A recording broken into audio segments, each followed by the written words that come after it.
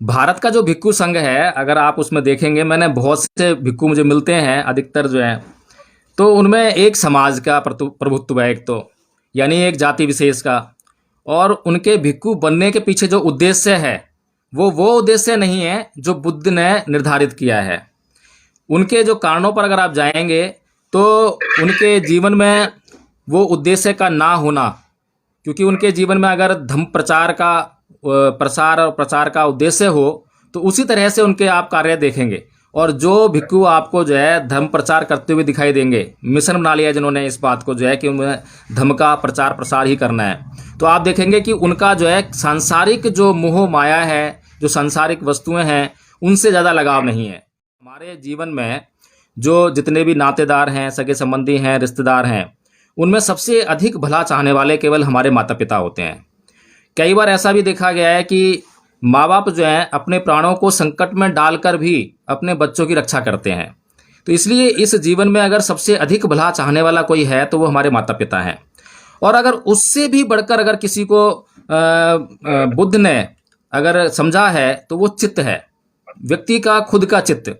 तो हमारे जीवन में जितने भी कष्ट हैं, चाहे हम भूखे हैं, प्यासे हैं, अशांत हैं, युद्ध से त्रस्त हैं, पद दलित हैं, उपेक्षित हैं, कुछ भी हैं, इन सब का कारण जो है बाहर नहीं है, इन सब का कारण हमारे भीतर व्याप्त है, हमारे चित्त में व्याप्त है। इसीलिए बुद्ध ये भी कहते हैं धम्मपद में कि ना तंग न परेसंग विलोमानी न परेसंग कथा कतंग अतनो व्यवेख्य कतानी अकतानी च।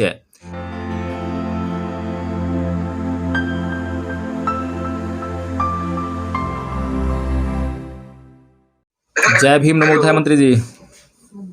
नमोधाय, जय भीम। आज आपका जो उदय धम्मा का वाचन है बहुत ही महत्वपूर्ण है। मैं समझता हूँ कि सारी जो धम्मोपदेश है वो इसका एक तरह से फाउंडेशन है। बुद्ध बनने के बाद, सिद्धार्थ गौतम के बुद्ध बनने के बाद जो बाद का जीवन है वो यही से शुरू होता है। तो मैं ये चाहता हूँ जानना कि तथागत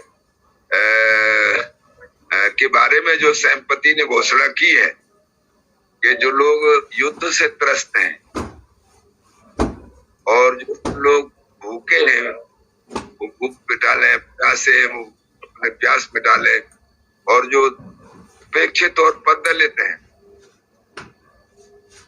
तो उपेक्षित और पददलित जो लोग हैं, तो क्या जो हमारे वर्तमान का समाज है वो उसमें उसके कल्याण के लिए बुद्ध के पास मार्ग है। उन्होंने इसके बारे में चाह रहा था कि थोड़ा सा मुझे इस बारे में बताएं। माननीय मंत्री जी, सारा जो मामला है वो चित्त का है। और आप धम्मपद पढ़ेंगे तो पूरे धम्मपद में और पूरे बुद्ध के धम्म का जो आधार है वो चित्त है।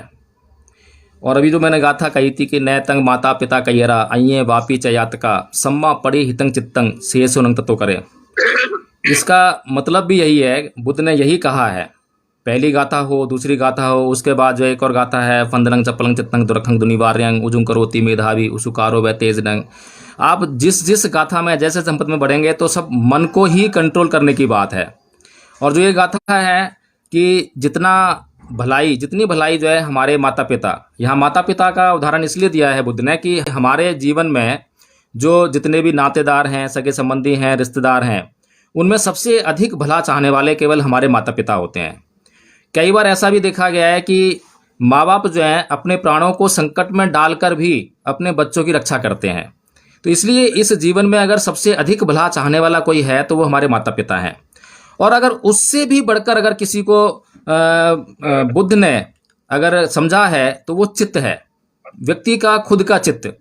तो हमारे जीवन में जितने भी कष्ट हैं, चाहे हम भूखे हैं, प्यासे हैं, अशांत हैं, युद्ध से त्रस्त हैं, पद दलित हैं, उपेक्षित हैं, कुछ भी हैं, इन सब का कारण जो है बाहर नहीं है, इन सब का कारण हमारे भीतर व्याप्त है, हमारे चित्त में व्याप्त है। इसीलिए बुद्ध ये भी कहते हैं धम्मपद में कि न परेसंग विलोमानी न परेसंग कथा कतंग अतनो व्यवेख्य कतानी अकतानी च। यानी कि दूसरे क्या कर रहे हैं, दूसरे क्या नहीं कर रहे हैं, इस पर हम ध्यान न दें, इसके बारे में न सोचें, बल्कि हम क्या कर रहे हैं और क्या नहीं कर रहे हैं ये ज़्यादा महत्वपूर्ण है। तो कुल मिलाकर यही है कि हम लोग अपने चित्त पर जितना नियंत्रण स्थापित कर देंगे तो वहीं से स्वर्ग उत्पन्न होने वाला है और वहीं से नरक उत्पन्न होने वाला है। हम देखते हैं कि हम क्रोध करते हैं, गाली गलौज करते हैं, झगड़ा करते हैं, तो वह नरक के समान है। हमारे जो चारों तरफ जो वातावरण है वो नरक ही हो जाता है। वहीं पर हम लोगों से प्यार मोहब्बत से बातें करते हैं, अच्छे अच्छे काम करते हैं और लोगों से किसी प्रकार का कोई द्वेष नहीं है, कोई बैर नहीं है, कोई युद्ध की स्थिति नहीं है, तो वो स्वर्ग के समान है। हम चारों तरफ जो है स्वर्ग उत्पन्न कर रहे हैं। तो निरंतर जो है हमारे चित्त से ही निरंतर स्वर्ग उत्पन्न हो रहा है और निरंतर नरक भी उत्पन्न हो रहा है। ये सब हमारे चित्त की स्थिति पर ही डिपेंड करता है। तो कुल मिलाकर जितनी भी स्थितियां हैं हमें अपने उन स्थितियों को संवारने के लिए, सुधारने के लिए, उन पर नियंत्रण स्थापित करने के लिए अपने चित्त पर ही नियंत्रण स्थापित करना होगा। जी मंत्री जी। थैंक यू, बहुत बहुत धन्यवाद। एक थोड़ा सा और मैं चाह रहा था अपनी शंका समाधान। आपने जैसे दो तरह की जो दीक्षा है तो इसमें भिक्षु संघ के बारे में और उपासकों के संबंध में है, तो क्या ये स्थिति भारत के बाहर भी है? क्योंकि आप रिसर्च स्कॉलर है बुद्धिज्म के ऊपर, आप काफी खोज कर रहे हैं, तो बाहर का भी आपने परिदृश्य जरूर जानने की कोशिश की होगी।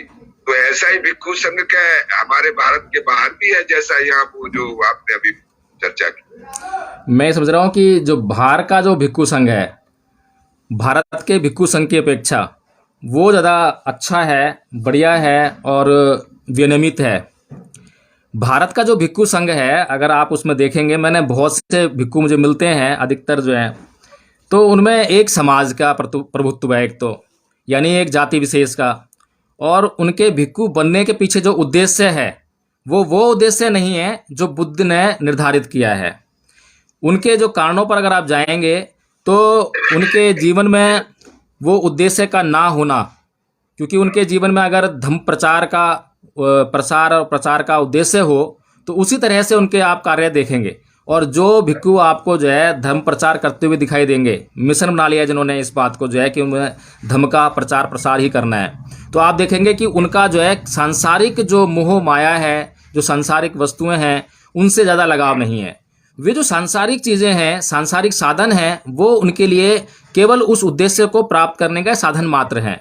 वो उसमें सुविधा हैं लेकिन उसमें बाधा नहीं है। लेकिन हम देखते हैं कि जो अधिकतर जो भारत के जो भिक्षु हैं वे लोग जो हैं, जो सांसारिक जो ये जो चीज़ें हैं और बंधन है, उनसे उनका लगाव है। बहुत से भिक्षु को तो मैं ये भी कहते सुनता हूँ कि मेरे परिवार में इतने लोग हैं, मेरी पत्नी है, मेरे बच्चे हैं, इस तरह की बातें भी करते हुए सुनाई देते हैं। यानी कि अभी उन्हें ये नहीं मालूम है कि उस जीवन को वे छोड़ चुके हैं, वो सांसारिक हो गए हैं। अब उनकी पत्नी नहीं रह गई है, उनकी जो पत्नी है वो उनके लिए अब कोई माता होगी या बहन होगी, उस उपमा से उनको संबोधित करना पड़ेगा। तो इस तरह की बातें हम जो है कई भिक्षुओं से सुनते हैं, क्योंकि इस तरह से अगर हम देखते हैं और समझते हैं तो इसका केवल यही अभिप्राय है कि भारत के भिक्षु किसी विशेष उद्देश्य को लेकर प्रवज्जित नहीं हुए हैं। अगर आप खुद से सोचिए, हम लोग सोच सकते हैं आराम से, जो है हम जिस उद्देश्य को अपने मन में धारण करते हैं तो हमारा मन उसी उद्देश्य को कार्य करने के लिए उन साधनों को ढूंढता है और निश्चित तौर पर हम उन साधनों को पा ही लेते हैं। तो इस प्रकार से देखते हैं कि अगर व्यक्तिगत मामलों को छोड़ें, बाहर भी और भारत के अंदर भी व्यक्तिगत तौर पर जो है कोई भिक्षु कुछ भी आचरण कर सकता है, लेकिन सामाजिक तौर पर वह क्या कर रहा है, क्या नहीं कर रहा है, और पवारना जो विधि है उसमें भी जो हम देखते हैं कि जो लोग अपने आप से बताते हैं वो तो बहुत उच्च कोटि के भिक्षु हैं जो अपनी गलतियों को स्वयं बता देते हैं, लेकिन जो अपनी गलतियों को छुपा लेते हैं, फिर दूसरे लोग जो बताते हैं गलतियों को, वो केवल सामाजिक रूप से जो देख पाते हैं, क्योंकि हमारा जो प्रदर्शन है, हमारा जो आचरण है वो दिखाई दे सकता है दूसरों को, लेकिन हमारे मन में क्या चल रहा है वो किसी को दिखाई नहीं देता।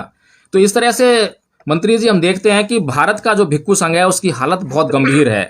वो एक तरह से जो है बहुत बुरी स्थिति में है और इसकी तरफ तो ध्यान देना चाहिए।